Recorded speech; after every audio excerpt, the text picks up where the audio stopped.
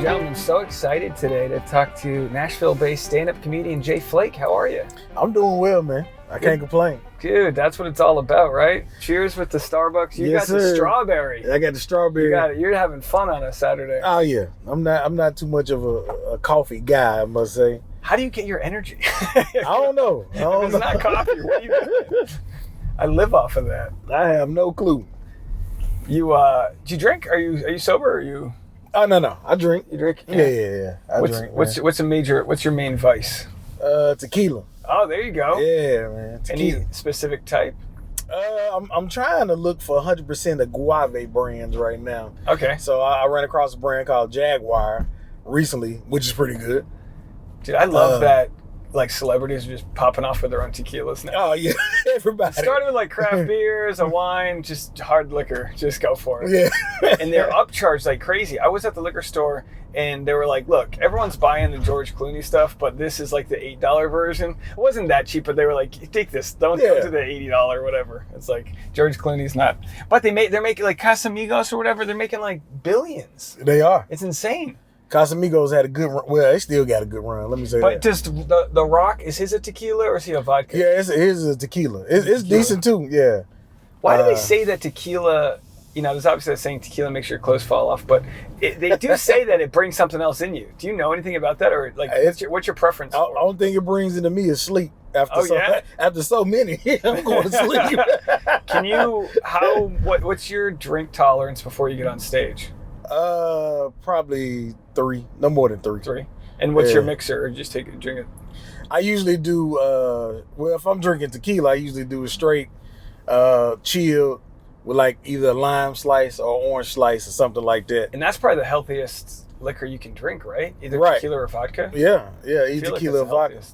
You know, we're getting older. You got to look for your health. You know? Yeah. I used to do Tito's quite a bit. Tito's vodka. Then I left that alone. Yeah. For a while and just switched over to tequila. You know, tequila used to have a bad name. Yeah. You know, you can't. Well, that's drink because tequila. it was like the shit tequila people. Yeah, that's like you drinking a bad tequila. Squirt gunning into your mouth on vacation. Like, that's like not the host. That's like we had it was called Sousa's tequila. It came in a plastic bottle. I'm still hungover from college on that stuff. I tell him, if it comes in a plastic bottle, you're going to have a bad night. Yeah, we had a thing called Poland Spring vodka. Ooh, I remember Poland Spring. Yep. Yeah. And then we had Popov vodka, which might have even been cheaper than Poland Spring, but also they just slapped like a Russian name to make it sound legit, but it was garbage.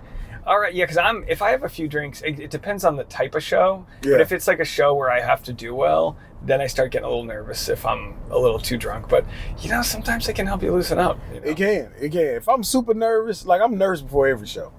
But if I'm like super nervous, I'm like, all right, let me get a drink in me I still be nervous, but it calm me down some. Yeah. To get going. I still get nervous every show. It's crazy. Some people like, you get nervous? Yeah.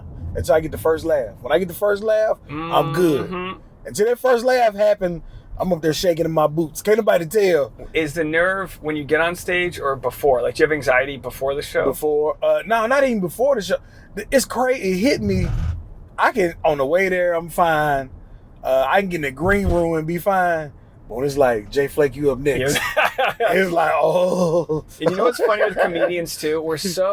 I could have a show that's really important, and I'm still not going to do my set list till like 2 comics before me. Yeah, that's me. You know what I mean? I'm going to be like, all right, what the hell? What am I going to talk about? That can be kind of good because if you're listening to the crowd and what the comics before you are doing, you're probably better off if you're going to bring a bit in that relates to something that was already talked about because it feels more fresh. Yeah, last night I had a show, and this how I did. I was looking at my list. And then I found out it was kind of the community I was in was like a swingers community. Oh. And I figured it out like right before I went on stage. So I'm about to go on a cruise, a Virgin Voyage cruise, and they have a section of swingers there also. Really? So I was like, oh, this is perfect. Like I can definitely talk about this and how it relates to this community and this trip I'm about to go on. So like the first 5-6 minutes, I was just talking about that. You know, and got everybody at ease, kind of drew them in, and then went from there. So So yeah, sometimes it works to just do that last minute go over your set. All right, so take that, audience. Be unprepared. No, but it's like, as a comedian, you've already got, it's almost like a jukebox. Like, you've got your bits. Right. And you can't always do them all if you're doing a 10 or 20 minute set. No. So sometimes, like, sometimes a comic or there'll be something about that show. Like when we did that show recently, we did what's it called, the rehab facility. Rehab, yeah. I was like, okay, I'll talk about my mom being an alcoholic. Like, I'll just work in old things, and my mom's not, but it was a bit. And you just kind of like, you try to fit it in. Now that's funny you're going on Virgin Cruise, because I was supposed to go on their maiden voyage. My wife and I got free tickets to go on the cruise March 20th, 2020. Yeah. Right before the pandemic. Oh. And it was going to be their first trip. That was the most unlucky launch. They had to basically ground like 2 or 4 different cruise ships for like a year, which is like, how much money is that? But it looks like a really fun cruise. It seemed like it is. Even my first time going, but you never done a cruise before? I have done a cruise, but I've never done Virgin. Yeah. So just looking at it, it's like it was, man, just going on YouTube. They having a blast. Yeah. They having a blast. But this would be my second one. The other one, we did a Christmas cruise this past Christmas. That was my first cruise ever. Oh, that's fun. And it was fun. We did Carnival. And brought all the kids and the Where parents. Where did you go, out of Florida? Or? Yeah, we left out of Florida. We left out of Orlando. Did like a we're outside of Orlando. There's not a... went to the Bahamas. Yep, oh my gosh. So my wife had never done a cruise before. And so we were living in Los Angeles. And I was like, man, you can get like cheap cruises out of Long Beach. It's a 20-minute Uber ride from LA, right? Yeah. And if they don't have the cruise full, they are giving you cheap tickets. Oh yeah. So they do a 2-night, 3-day trip down to this one little town in Mexico. But it's like, it's just a chance. And I surprised her like about an hour before we had to be there. She had no idea what we were going to do. And if she knew for a month, she would have been panicked for a month. She was worried about seasickness. And I was like, I knew we're like barely leaving the coast. You know what I mean? It's like a quick trip. And she absolutely loved the fact that you don't have to drive anywhere. Nope. It's like, there's dinner at 7. It almost extends the day because there's nowhere else to go. Nowhere else to go. It's a fun time. So there's no bedtime, no time to get up, because you can just do everything, right there on the cruise boat. We did like a one of those like discos where you put the headphones on. Yeah. It's like everything about a cruise looks obnoxious if you're not there, and it attracts the worst types of people. But it's still fun. It's still fun. That's good. Well, I hope you guys have a good time on that. Except, what was it? No, some guy just went on a cruise. Do you hear about this story? He went on a cruise to an island country in the Caribbean. I can't remember the name of it.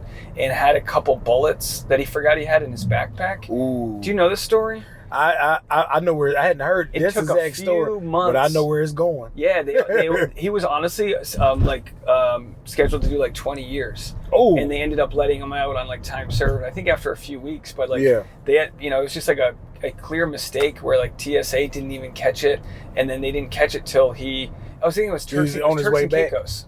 Yeah. No, it was on his way. It wasn't the flight, but it was the security from getting off the cruise. Oh, gotcha. And he was there on a business trip. He wasn't with his family, and everyone said he was a really good guy. And but yeah, if you're going to Turks and Caicos, make sure you don't have any edibles on you or anything. Look, I make sure I don't have anything on me. I make sure, because I carry a gun as well. But we going out of town. I got a separate bag for gun. Separate bag for travel, so those mistakes don't happen. Well, I keep these cameras in a gun case. It was just cheaper to buy than a camera case. Yeah. It's literally right there. And someone told me, don't leave that out because people will try to break into your car thinking you got a gun in there. Yeah. I was like, wow. So, what's gun life like? Is it do you have one? Is it because like I just bought my first home, and I've always said I probably would get one if I had a home. I just in LA. I was like, everyone else has a gun. What's mine? What's mine gonna do here in my little duplex? But like, what's your philosophy with that? Man, just have it. I mean, it's just strictly for protection. Go out and practice with it, learn. Only thing I hate, I do like in Tennessee, we have that option to, purchase a firearm and keep it. But I don't like the fact that they changed it where you don't have to have a license. I hate that completely. Oh, that's the rule. You don't have to have a license. You don't have to. You can just purchase one. You can just go buy one and don't have to worry about anything. But my thing is, when you got to have a license, you got to take that class, and you learn so much in that class that it help you out. Like I was one of them kids. I was in the 5th grade taking hunter safety courses shooting rifles. Sure. You know what I'm saying? Well, that's like anything. I mean, imagine allowing cars without driver's license. That's what I'm saying. Make it a little too easy. It's a little too easy. Slight hurdle would help. Little stuff. Wanting to buy a gun on a last minute whim. The way you carry it, you know, if you live in an apartment complex, you won't be carrying it like holding it up, and people live above you, and things like that. I never thought about it. Yeah. Are you supposed to have it shown? Is it worse if it's hidden versus? Is it worse if it's concealed versus on the? What's the rule? To me, it don't matter. Well, you gotta have a license to be able to show it. You can have it concealed. You can be a concealed carrier without having a license. Oh, but to be able to actually show it, you got to have a license. So you could literally walk into, Walmart. You can walk in wherever, showing your license, your gun. But if you did not have a license, you could carry one, but just not show it. Just not show it. Interesting. Yeah, you can get into a lot of places. I mean, you walk around unless they have that sign that says, no guns or like permitted. school zones. Right, schools. What's bars. that Chris Rock bit about the fact that like you go into security. Like in a club, everyone on the outside knows you don't have a gun coming out. Exactly. I probably butchered that. and he got the other joke where he said, "You want to stop all the shootings? Just make bullets $1,000 a piece or something like that." I like you got a point. Yeah. If I had to buy a pack of bullets at $1,000, I'm gonna be careful. Taking that perfect shot. Right. Is it worth hitting his knee to slow him down? Well, I'm that way where it's like I would love to live in a perfect world where you don't need it, but also like we've had experiences in Los Angeles where that were very dangerous, and you go, geez. 911, you get the busy signal. You truly do sometimes. Yeah. And like living in a rural area, you go, oh, okay, like what good is a ring cam of me getting robbed if I can't do anything about it? So I totally get that. It's just like you said, a proper like experienced gun owner probably does want the rules of like safety and registration, and all of that. And it's just too bad that like people. Yeah, I think most liberal-minded people even agree with that. Like my wife and I, we're Second Amendment. We believe in that, but we're also like very liberal. It's like I think it's more complicated than a lot of people think it is. About no one's trying to like every time there's a mass shooting, the NRA always says everyone's trying to take away your guns. Gun prices go up. People buy more guns. Take away your guns. No one's trying to take your guns.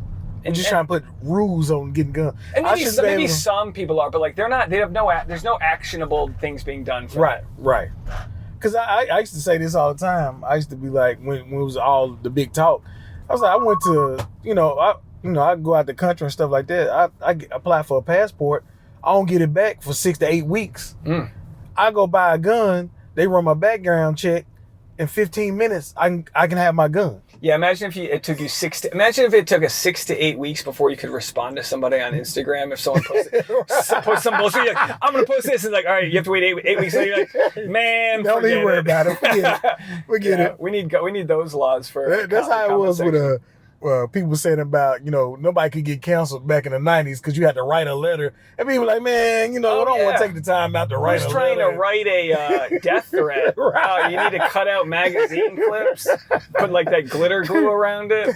No one's got the time. And I always say that when everyone's like, oh, I received a death threat. It's like, bro, you got a death threat from a 9-year-old on like a game of Call of Duty chat room. Like, who cares? That's so funny. So, Are you from Tennessee? Or are you? Yes, I am from Tennessee. Like this area where I don't want to out you, but where I picked you up, or from a different area? Actually, I'm from West Tennessee. I grew up in West Tennessee. Like near Memphis? Yeah, right outside of Memphis and Jackson. Oh, beautiful. A little town called Milan, Tennessee. I don't know Jackson, but I did see that they have a comedy club there. Did you play that area? I did when it was South Street. I hadn't been to the new club. Okay. So they had a South Street comedy club, 731 comedy club. I hadn't been there yet, but I played it a lot when it was South Street. Then it changed over. Dude, and you're a beast on stage. How long have you been doing stand-up for? Man, it's funny. Somebody else asked me this. I just looked it up yesterday. I said, let me actually see how long I've been doing this. I never even paid attention. Yeah. And it's been 8 years now. Oh, wow. It's been 8 years now, yeah. Yeah, no, it's weird. But, comedians always have their, like, comedy birthday. And I used to get so stressed because you'd be like, well, so-and-so got Letterman at 3 years. And, and then Letterman went away. And then, well, this guy got Conan. Conan went away. And now it's like, none of that matters. None of it matters. Just for Laughs Festival doesn't matter. None of it. These old-time ways of, like, benchmarks don't matter. It's like, can you do well on stage and sell a ticket or two? Can you sell a ticket? And the threshold is so low for what it would take to succeed as far as like, you don't have to sell that many tickets, If I want to 75% of the room, 50% of the room is a good night if you can make that happen. Yeah. Like 20% of the room would probably pay for your ticket if you had to fly somewhere. And then the rest is all, just profit. Yep. And of course, the bigger the room, the more you sell, the better the crowd. So that always works out. But that's why I think with stand-up, it can be so difficult because it's tough. It's tough to have a crazy fun night with 9 people in the crowd. But like you got to kind of sort of develop your craft in front of these people who don't care. And then when people who do care come and when they're excited to see you and they paid for babysitters, that's when I think people really start killing. Yeah. When people are expecting that you're going to bring it. I'm coming to see you. Yeah. Did you feel like you had that in you before you started stand up? Like what got you into it? Crazy story. So I was starting a new job. I was in training and everybody know when you start a new job, training is boring as all get out. So we're doing the training or whatnot, and I'm just clowning around trying to make it a little bit fun. Time passed by, and the lady was training me. She's like, "Hey, you know what? You missed your calling." I said, "What are you talking about?" And she was like, "You should have been a stand-up comedian." I ain't missed the calling. I was like, I can do that. Like it's comedians that's going to clubs every week that's 60, 70 years old. Like, it ain't no big deal. So I went back home. I said, talked to my wife. I said, you know what? I'm gonna give it a shot. So I just wrote, I got in contact with a couple of people and they was like, I'll reach out to Brad Sativa, who me and him went to school together, grew up together. Brad they said Sativa. He had just started. Yeah. Nashville comic. Oh, that sounds so familiar. Yeah. He's around here. He's in Nashville. Okay, nice. So he said, oh yeah, I got an open mic. Can you do 5 minutes?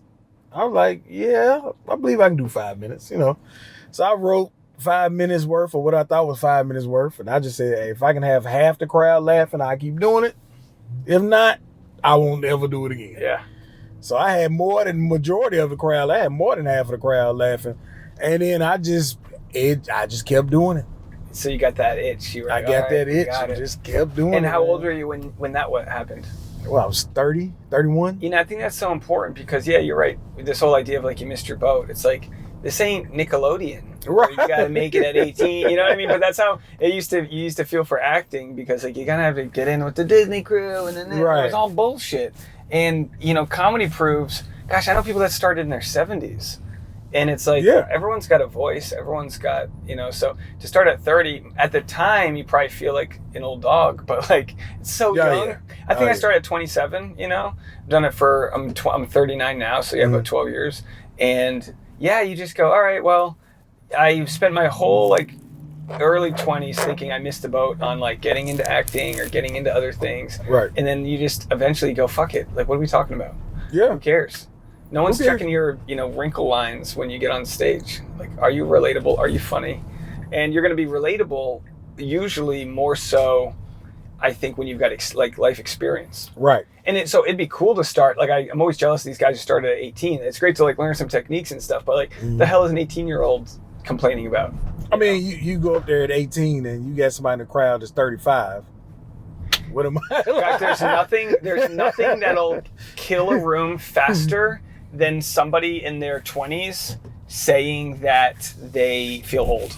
Right. You know what I mean? Right. Literally nothing will suck the energy out of a room than somebody. You have to know your crowd. And I'm 39 now. I can kind of talk about old for certain reasons. I'm an old, whatever, compared to a younger crowd. But it's you got to know your place there. You might be pissing some people off, and they look at you man, I have underwear older than you. Shut up.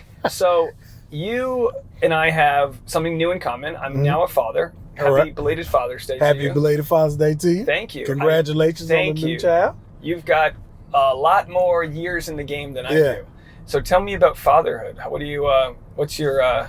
Some of the stats. What do you got? I got 21. Oh no, she just turned 22. So I got 22. Started early. Feel trying to do the math. Started early for those doing the math. I got 22, 15, and 11. Wow. Is what I got. 22, 15, and 11. It is an experience. All women? All girls. Wow. I got all girls. So I live with 4 women and it is crazy. Yeah, what's that It's like? crazy. It's crazy living for women. I just wanted one boy. I just wanted one. I'm not mad that I got all girls now, because I feel like, hey, when I do get old, one out of the three is gonna take care of me. Oh yeah. Boys don't really take care of anybody. It's kind of shove you off to the side. Yeah, you're gonna be well and keep it pushing. So I be taken care of. The crazy part is, the first one, I wanted to be a boy so bad I had them check like 4 times. They was like, Mr. Flake, we're not checking anymore. They're looking at the ultrasound, you're like, just bend it over, right. I can't. They like, nah, it's over. We're not checking anymore. So There's nothing funny. there. But it is a wild time. We're dealing with women and attitudes and their happiness, and they want to tell me about their day all the time. So yeah, I feel like there is a different energy level naturally. Oh, You know, I mean, everyone's on a spectrum, but naturally, you know, emotionally, you kind of have to adapt almost. The emotions. Oh my God. One could have, she can be in her feelings. Other one could be super happy. Other one middle of the road. Deal with my wife, what she got going on. It's an emotional roller coaster. I gotta be able to be sensitive. I gotta be able to have straight talk with one, because all three are different. All three, when it comes to discipline, talking to them, how to handle certain things, all three. I can talk to one aggressive, the other one I can't. I gotta call. That's like you're a coach, you know. Yeah. You have to be able to, like a good coach. What's the point of yelling at someone who can't be yelled at? There's no point. I remember my coach was so good at that. He knew I wouldn't shut down if my football coach yelled at me. It just wasn't effective. What was effective is like pulling me aside and like making eye contact and talking to me, versus some of the guys on the line, you know, they wanted to be yelled at, you know. I was like, yelling's not going to make me read the defense any better if I'm trying to make a pass, but it might help someone, you know, run through a block. But yeah, like I feel like fatherhood will be like that, like. And again, I got a 7-week-old, so what do I know? But I'm like, you're going to get there. Yeah, how is he going to understand what I want to tell him?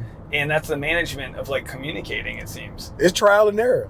So how do you learn? Like at what age do you start to learn? Like at what age of theirs do you start to learn how that school age, you start learning, because this is when you start having those difficult conversations of how to act, and this. Well, you have those before, but it really shows up when they get to school age. They start bringing out their own personality and things of that nature. And then you'll try different ways, and then you'll find out, oh, maybe they shut down this situation. Okay. All right. I take away XYZ, the Barbie dolls or whatever. I remember one of my kids got like a stash of Barbie dolls. One of my kids, I did that. I took away all the toys. It didn't even matter. It didn't even matter. I took away everything. It's like it didn't even matter to her. She didn't even care. I'm like, okay, I got to find a different way to discipline you then, because this don't work. You know what I mean? That's so funny. So it's just trial and error, you know. It's like dealing with an audience. You're like, that bit didn't work. Yeah. Let me try something else. And you don't know. Like, nobody gives you a handbook on how this goes. You know, that little person starts showing their hand as they start bringing in their own personality. And then you can try to figure out, like, what works. And some things work for me that don't work for my wife. Some things work for my wife that I can't say to them, and they bust out crying. But with her, they'll get an order and do whatever. So it just really depends. As long as like you and your wife have figured that out, you know, who's the good cop and bad cop in any situation. Now, how were you raised in, like, as far as, do you think you passed along a lot of the same rules and structure, or did you learn by what you didn't have? Both. I took some of that rule and structure that my parents gave me, and grandparents and aunts, and installed at them. Definitely, since I got all girls and I got like 7 aunties, so I definitely had to go from that end. And then some of the stuff I didn't have, I wanted them to see. You know, when I was their age, I had never left the country, didn't have a passport.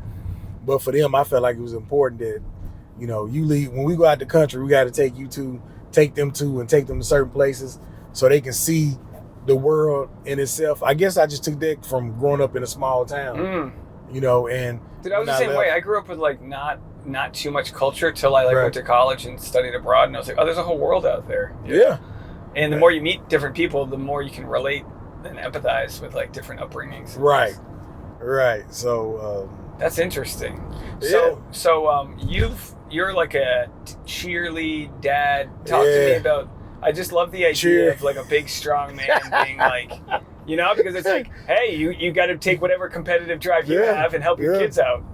And I'll be honest with you, I have no clue what's going on. I just know, I see them practice it, so I know, like, if someone messes up, but I don't know how many points they deduct. I don't know. Is it like the Bring It On where they're actually doing like a cheer dance with lifts and things like that? Yeah. Jeez. So you got different versions.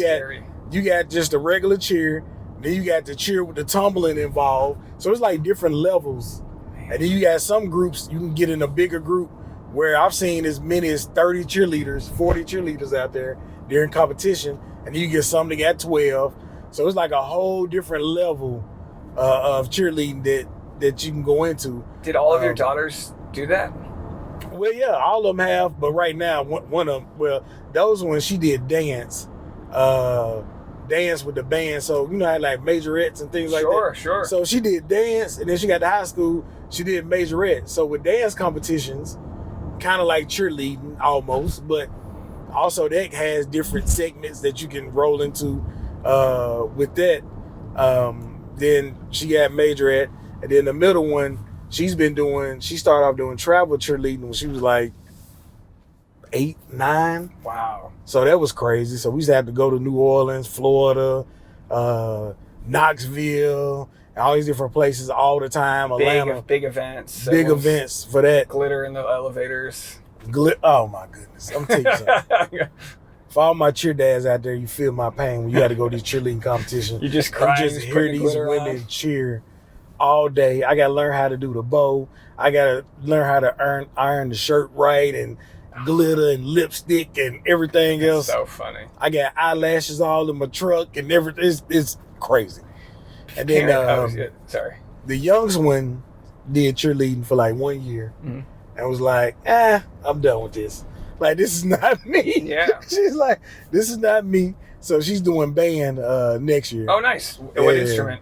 She don't know yet. This is going to be her first year. Clarinet. Doing it. And clarinet's good. That's what my aunt said. I did saxophone, and clarinet's like an easier instrument to learn. Yeah. So like you don't feel like it's too, learn the right way. It's when you learn piano, it's just like a simple way to learn. Yeah. But it's exciting. Band was great. I travel with band, and you get to meet a bunch of people, and you get to be just like cheerleading. You get to be a part of a bigger thing. You're only as good as how the whole ensemble does. Now, being a dad, I feel like, to bring back the coach comparison, I feel like you can be overcoached and you can overfather. And like, I take my wife for example. She, at the age of 19, like kind of left Kentucky and moved to New York by herself, because I'm not saying she was overcoached or overparented, but I think she needed a little space. Oh yeah. And I'm like, it's like, you don't want to ever have to you want your kid to be able to like move out on their own, but you don't want to have them do it in a way that's like, because you messed them up. Right. And like, that must be a tough needle to thread. Yeah, man. So yeah, I mean, I know some kids is like that. It was like, as soon as I graduate, I am gone. And I don't want to do that, but I don't think my parents have done that, because my 22-year-old is still living in the house with us. Oh, there you go. And she has no plan on leaving. But I do have a plan for her to leave at some point in time. Get her on some dating apps or something. She got a boyfriend. They've been together since high school. Man, they go out for dates and she shows back up every time.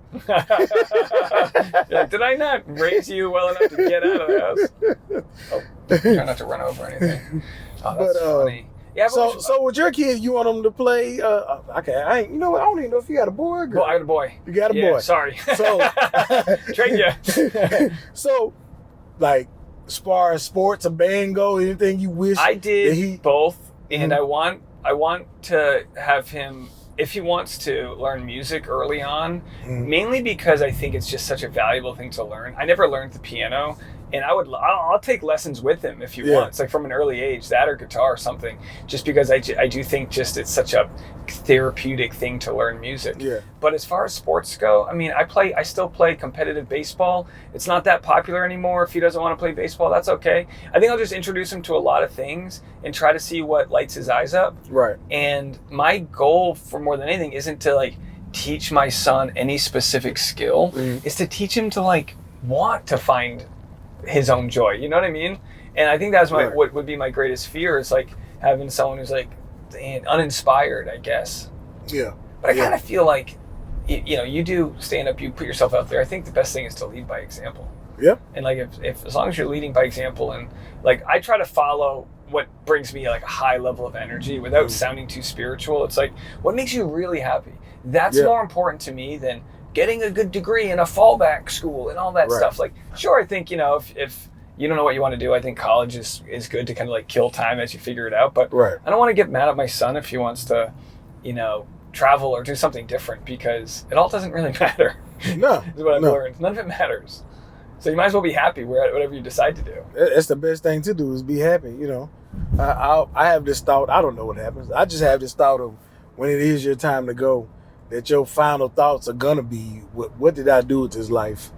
Was I happy? Did I die happy? Like, did I do everything I tried to do? Yeah, like what am I gonna leave? Yeah. What are people gonna think of me when I'm gone? And yeah, did I like I always think of that. I'm like, I do stupid podcasting. I'm always like, but it's like, enjoy it. I get to connect with people, and in today's world where like there isn't too much else to do, like like I like to get my hands dirty too, and like, but it's not to pay my bills because that sucks. And I've done that. I come from like a blue collar family, and I'm like, I did those jobs. They stink. Yeah. No one wants to do that stuff. Like if we can somehow trick the system into getting paid to make people laugh, or or be that's a life. What a life. What a life. And, I mean, it's the whole thing. I just want to do this thing full time and make a lot of money just making people laugh. It don't even have to be stupid money. If I can send the kids through college if they want to go. My wife, she can quit a job if she want to, or whatever. I'll be happy. I don't have to make, $40 million a year, anything like that. I'm cool with just, I set something back for the grandkids. My family's good, take care of them, and I can go on the road and make people laugh. That'll be the perfect job for me. You know what? That's kind of the curse, is that I think I get my work ethic from growing up like lower middle class, and I don't know how I will like parent my kid to be like, you don't have money, like I don't know how far you have to dangle that carrot to be like, you better work really hard for what you get, because like, I mean, everyone, that's, it's like anyone who's given a lot, there's just it's just such a curse. It's like a lazy curse too. Yeah. To like, just, I want to provide my kid with the best thing. The best thing you can do is give them like a controlled amount of struggle. Right. And adversity. And I don't necessarily know how that looks, but, I'm sure, like, I mean, have you had to deal with like your daughter's coming home heartbroken, and it's gotta be I hadn't really done tough with a heartbreak yet, but as far as like other things didn't go their way, if they didn't make a certain thing on a cheerleading squad, or a certain grade in a class that they've been working really hard at, and not getting that grade, we got to sit down and have those conversations. Like, you got to keep trying, and everything is, things happen for a reason, and you're not going to have an A in every class. You're not going to be perfect every single time. You got to work hard, and just some things we're not good at, and somebody else might be good at, and make it look easy. That's a good point. Make it look easy. Yeah. Some things, and a lot of times what's easy to you, like you might be on stage killing it, making it look easy, and to someone else they go, geez, I could never do that. And it's like, well, you make it look easy because you're good at it, and you're the right personality type, and you have the right lived experience for that. But yeah, like, you can't, not everyone's meant for everything. No. And school will show you that, because you're kind of given so many different options and opportunities. My wife brought up this interesting new like parenting style, and again, we just had a kid, so we're not really worried about all this, but that where you don't praise your kid for their achievement, you praise them for their effort. Right. Because effort is the most important thing in anything you do in life. Achievements will happen. You're gonna have good sets, but if you don't show up and if you quit, like that speaks for itself. Right. So it's like, I kind of feel like if my kid's ever complaining, I'll be like, come watch me do a set at a dive bar. Watch your daddy bomb. And that's the crazy thing about being a comedian. You can go do a club, and there's 200 people in there, and the next week you're doing a dive bar, and it's 15 people in there. And I always feel the need to be like, I just crushed in front of way more people than I had a great set, but it's fun. But now y'all won't cut the TV off because the game on. Oh, the TV. Yeah. Dude, I had to do this set at this place called The Dime in LA, and it's this tiny little place, but Chappelle goes there. All these big names go there because there's just such limited stage time. And sure enough, during the Olympics, so this must have been 4 years ago or whenever, I don't know if the Olympics were staggered because of the pandemic, whatever it was. I had to do a set, not just while the Olympics were on over my head, but it was gymnastics, which is like, who doesn't watch gymnastics? Right. It's like, okay, I could have had a set if it was like, I don't know, archery. I could have gained their attention over that, but I wasn't competing with Simone Biles. Nah. Are you kidding me? Nah. But that's what we do. You know, you got to work it out in all those environments. But it is a good thing that your wife brought up about reward the effort, because everybody gets a participation trophy these days. When we grew up, that didn't happen. It was like first, second, third place. Yeah. The rest of you guys are losers. Yeah. Work better, work harder, and that was it. Now everybody get a participation trophy. You know, And what's your take? Because I don't know. Like I'm not there yet. But like, is that really true? Is everyone getting? And is it good? So the other thing I do also is I'm like a Jamaican. I ain't Jamaican, but they try to keep me when I went to Jamaica. So I might get some part of Jamaican. I got a lot of different things I do. So I also umpire baseball. Okay. So that is true. Like you get done with the rec baseball season or whatnot, they go do playoffs, but everybody gets a award. Oh, for, participating and stuff like that. Even school, they did the school awards. I went to my daughter, the one that's the 11-year-old.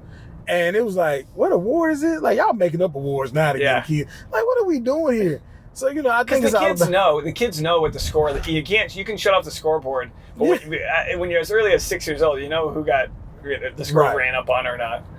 So I think it might help in the beginning for building confidence. But after a while, it's like, we're not supporting effort here or doing a good job, man. We're just giving out awards just because, like... Yeah, that might almost be like a lazy form of parenting to rather than do the work of, like, maybe taking your kid out and telling them, like, why he did a good job or something. It's like, here's a medal. Right. But it's so funny, that whole like smear of like participation trophies. I don't know. Like I said, I haven't been in that world, so I don't know too much about it. But it's just funny how you will come across it. It's like a rebound of maybe the Boomer generation or the Gen X generation of like not getting praise. So now we're over praising our kids. And I'm like, man, I'm just like love. I got the shirt with a pocket in it that he sits in. I'm like, this kid is gonna be so sick of me. Like I never had a dad, and I'm like, I'm trying to bond. And I'm like, he's not going to know what this is like. You are in that stage where just remember these times, just love these times. Yeah. Because it's going to go by fast. He's 7 weeks today. You're going to blink. He's going to be 2. It's going to be cute. It's going to be lovable. You're still going to be super attached. Dad this, dad that. Then you're going to blink again. He's going to be 10. And he's going to walk in the house. Hey, Dad, do something else. He's like, where is... And he ain't talked to me in like 2 hours. Like, what is going on? They get to that age where they kind of hit you with a shoulder and you're like, whoa, that kind of pushed me back a little bit. Oh, man. Then you'll be thinking, I'm going to punt him like a game-winning field goal. That's so funny. So yeah, so you feel like it went by fast? You feel like the 22 years of being a dad has gone like, is it? Yeah, it's went by fast. Well, it hadn't. But it just seemed like it has, because you still got those memories of... I still remember her first day of school. I went to a car show not too long ago, and then it was like, I remember when I took her to a car show with me. I was just toting her around, being a dad. Like, you go everywhere I go. Yeah. So I got it at the car shows. I got it everywhere. And I just remember their times, man. It just seemed like it was yesterday. Yeah.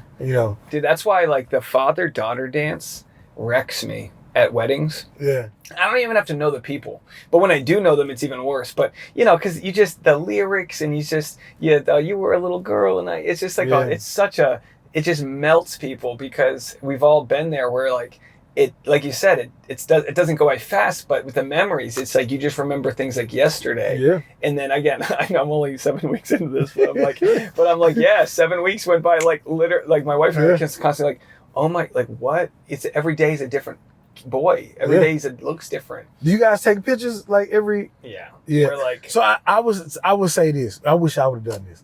Every month, just take that monthly picture and you see how much they have changed. Absolutely. Like with a newborn, it changes with a young child. Like that first year, every month is like a whole nother person. It's true. New facial, he just started smiling a week ago, and now he's got an eyebrow muscle he now figured out, and it's like one thing after another. I'm like, I'm just aware. I'm like, I've been captured.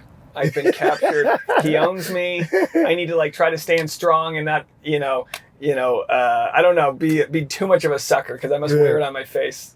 And it's like, I can't even imagine having a girl because I'm just going to be even more of a sucker. Oh, bro. They sucker me all the time. Yeah. I got suckered today.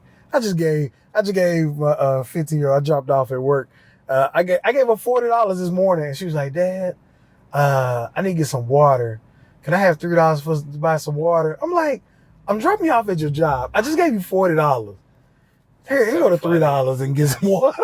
My plan is to have one of those, there's like a debit. I think there's like a debit system where you can like just transfer money digitally. Yeah. And at least then I can be like, what are we doing with this money just to make sure? But I'm like, oh yeah, that's so funny. Dude, well, thanks so much for joining me today and talking. Thank you. This was the quickest 40 minutes of my life here.